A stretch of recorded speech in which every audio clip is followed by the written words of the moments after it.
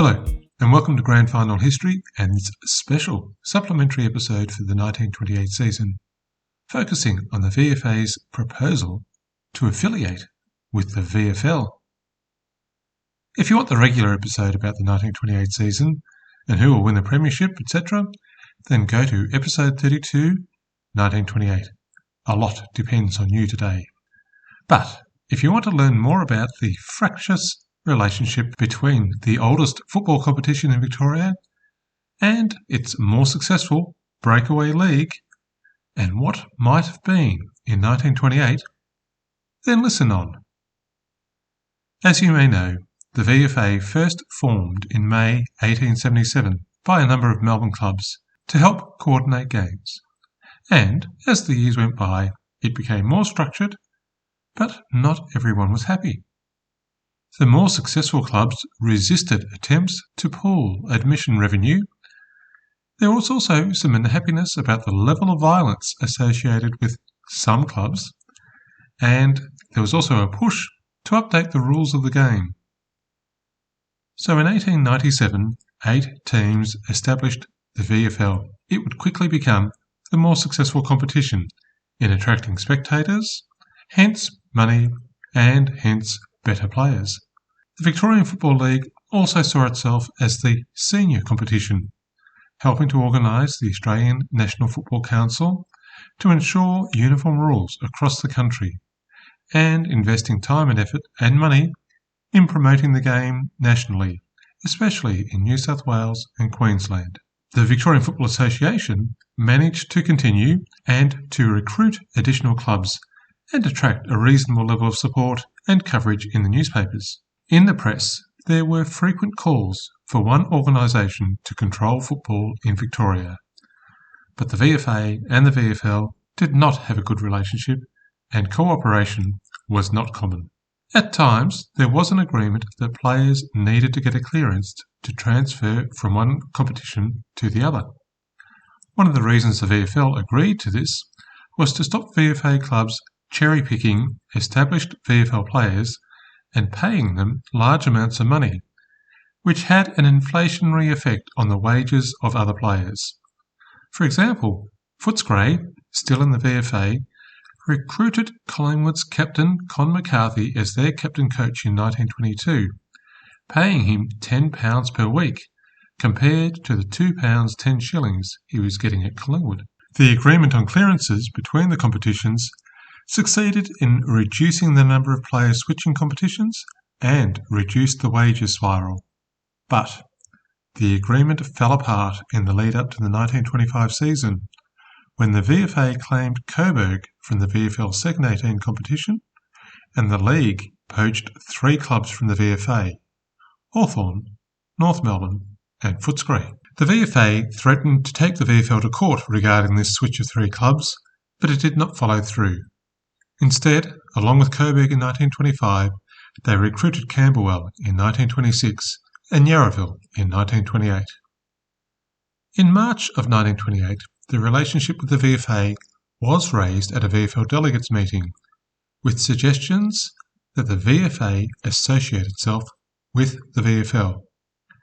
One delegate proposed that the league hold out the olive branch, but listening to some of the delegates illustrates why many in the VFA thought the league was an arrogant organisation with a dismissive attitude to the VFA. Collingwood's delegate, Bob Rush, said, "Many blessings have been bestowed on the league, and we ought to be generous in our treatment of the poor. The association represents poverty in football. We are in power, and those in power should be merciful to the powerless. We should not let any paltry thoughts of players we might secure interfere with our voting on this question, and I appeal to delegates to vote in the interests of football." I believe Bob Rush was genuine in his thinking about what was best for football, and his analysis of the strengths and weaknesses of the respective organisations was probably accurate. But I am sure the words he used and the impression created would not help get the VFA clubs on side. They were a proud organisation, proud of their heritage as the original football organisation in the state, and not likely to appreciate talk of poverty. During March and April, there were many discussions, and the association did approach a conference with the VFL as a matter of significance, with the potential for affiliation, but not amalgamation. Affiliation was seen as a starting point to a more constructive relationship with the league, especially addressing the stopping of transfer of players without clearances, as well as working together in the best interest of the game generally. The potential for soccer and rugby union clubs to take over existing football grounds was also identified by the VFA delegates as a real threat if VFA clubs were forced out of existence. The position of the Brunswick Football Club was used as an example. Of 36 players on their list from the last season, 16 were at training with VFL clubs. As well as affiliation, the VFA proposed several options to take to the meeting with the VFL, including discussions of a two-tier competition, with the VFL as Tier 1 and the VFA as Tier 2, with promotion and relegation, or alternatively, 2 conferences, with the top 2 teams to play off for the Premiership, amongst other options. These were reviewed by Forward in the Age, noting that VFL clubs were not keen on a relegation scheme because of the fear that once a club fell into Division 2, it would have difficulty in regaining its spot in the top-tier competition. Also, the potential problem if Melbourne were relegated, which could lead to the MCG being unavailable for finals. I'm not sure I find that argument particularly convincing, given that the MCG was managed by the Melbourne Cricket Club, and even the VFA had been able to use the ground on occasions, generally much to the VFL's displeasure. Despite the willingness of the VFA to move forward on affiliation and the various options that they brought to the table, the most important meeting between the two bodies, as described in the newspapers at the time, ended up in an anticlimax. The VFL rejected affiliation because the VFA had no district scheme or zoning of suburbs to restrict players to a specific club based on where they lived. The league also refused to commit to the hold-on player clearances between the 2 competitions that had been in place in the lead-up to the start of the 1928 season. The only result of this most important conference was an agreement to form a new committee with 5 members from each body and an independent chair. By the middle of May, there had been little progress, and Old Boy in the Argus wrote of the league's attitude. If one asked the league delegates, collectively or individually, what is the controlling body in football, the answer would be, the league. If one went further and said, what does the league control? The answer would be, everything but the association. If another question was asked, how is that body to be disposed of? The league delegate that knew their history would reply, we've been endeavouring to do that since 1897 without avail. We took Richmond, then North Melbourne, Footscray and Hawthorn, but new clubs joined the association. We've taken their players, but the clubs keep going. Some might say that this is a pretty fair summary of the VFL's attitude then and until the demise of the VFA. The end result of the consultations was a meeting in June where the VFL proposed aligning individual VFA clubs to VFL teams, with each league team allowed 2 clearances per year from their allocated VFA club. For example, Carlton would be aligned with Brunswick, Collingwood with Northcote, South Melbourne to Port Melbourne, and St Kilda to Brighton. Melbourne would have the choice of 2 players from across the VFA, and Geelong would not be given any access, given that they had the entire Geelong region at their doorstep. It was not an acceptable position for the VFA, who felt that they were being forced into a subordinate position, although it was a preview of the eventual alignment of the VFA and AFL clubs in Victoria when the AFL dispensed with reserve teams at the end of the 1990s. In a preview of future trends, there was an extraordinary puff piece or public relations article written by League President Dr. William McKelland in the Herald shortly after the unproductive June meeting with the VFA. It sung the praises of the VFL and rewrote the history of the split between the VFA and the clubs that established the VFL.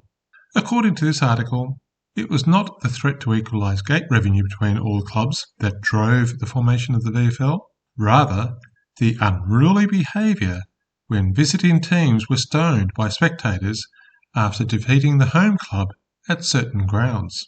A look at some of the crowd behaviour in the recent VFL seasons would undermine this argument. While there was truth in the point that the VFL supported country leagues by sending out umpires each week far and wide, there were many who felt that the league had treated the association poorly. When the league's proposition was reviewed at the association delegates meeting in July, it did not get an enthusiastic reception.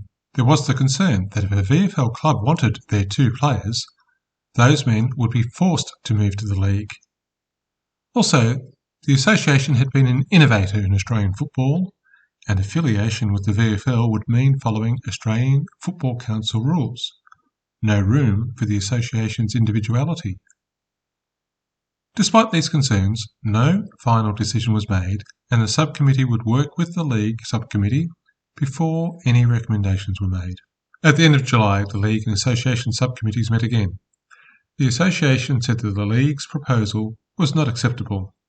The association was prepared to discuss affiliation on similar terms to Ballarat and Bendigo leagues, discuss the agreement on player clearances, or consider other options proposed by the league. But the VFL pointed out that the Ballarat and Bendigo leagues were in a different position to the VFA, as very few of their players came down to Melbourne. After further discussion, including the option of a truce for a year in the matter of clearances while the VFA considered the option of a district scheme, it was agreed that the parties would review options and reconvene at a date to be confirmed. But by August, the association delegates confirmed their rejection of the league proposal for affiliation. They had submitted 6 proposals to the league, which had been rejected. The only suggestions from the league were to legalise the pirating of association players. The VFA delegates stated that the only way the association could hold its own was for clubs to be loyal. While a few years ago every club was trying to get into the VFL, they should look at the consequences for Hawthorn, who were no better off than they would be if they were in the VFA. Their attendances were down and their costs were up. However true this argument might have been in 1928, if you do look at the long term, this example of Hawthorn doesn't quite work. While the proposition from the league had been rejected, the option was still open if the association wanted to put something else to the league. But in September, the league reviewed the correspondence with the association and disbanded their subcommittee. So the proposal for affiliation would end there. In the end, it would all end for the VFA when it was rebranded to the VFL in 1996, and most of the remaining clubs were then aligned to Melbourne-based AFL teams, as previewed in 1928. A year when the VFA and VFL seriously looked at affiliation and cooperation. The VFL would not give away much in the way of compromise, and the VFA wanted to retain their independence and their dignity, and they would continue for many decades with a loyal following. I hope you enjoyed that little detour from our regular episodes, and we can only imagine the alternate history of football in Victoria and nationally if the VFA and the VFL had worked out a way of cooperating. But I think the end result probably would not have been that different, given the strong resistance to any proposal that included relegation and promotion between the 2 competitions. So now it's time to go back to preparing for the 1929 episode. If you've enjoyed Grand Final history, please leave a review wherever you get your podcast from. The more goals we kick, the easier it is for others to find the podcast. If you have questions or want to leave feedback, please email me at info@grandfinalhistory.au or check out their website, grandfinalhistory.au, or Facebook or Twitter for more Grand Final history.